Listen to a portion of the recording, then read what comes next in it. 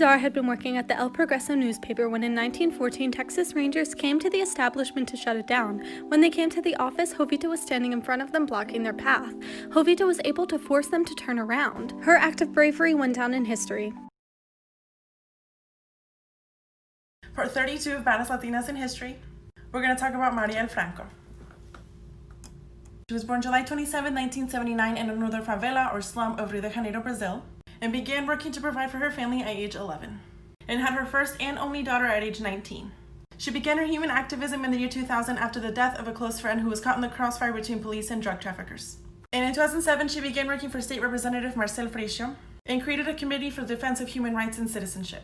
As an LGBTQ woman herself, she was extremely outspoken on rights for her community and was extremely outspoken against police brutality in the favelas. In 2016, she won an election for the Rio de Janeiro City Council, where she created a Women's Defense Committee. She identified herself as a fighter for poor Black women and for the people of the favelas. She was unfortunately assassinated on March 14, 2018 after leaving a roundtable discussion. Her death led thousands to take to the streets to protest. She was a beacon of hope for the poor and underprivileged, and as always, we're going to finish off with a quote. Part 39 of Baddest Latinas in History, we're going to talk about Victoria Santa Cruz.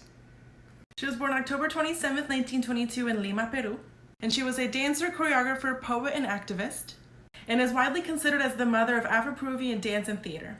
However, without a doubt, her most famous piece of work is her poem Me Gritaron Negra, where she recounts an experience she had as a 7-year-old girl with racism that affected her for a large majority of her life, and that caused her to regress and be ashamed of who she was. However, by the end of the poem, she takes back that power and proudly states that she will not let anybody or anything let her be ashamed of who she is. The poem has really become a source of empowerment, and it's been recited countless times. Negra soy, yo en adelante no quiero laciar mi cabello. Negra. Sí. Negra. Soy. Negra. Negra. Negra soy. Negra soy. Although she passed away in 2014, her contributions keep her memory alive today. And we'll finish off with a quote.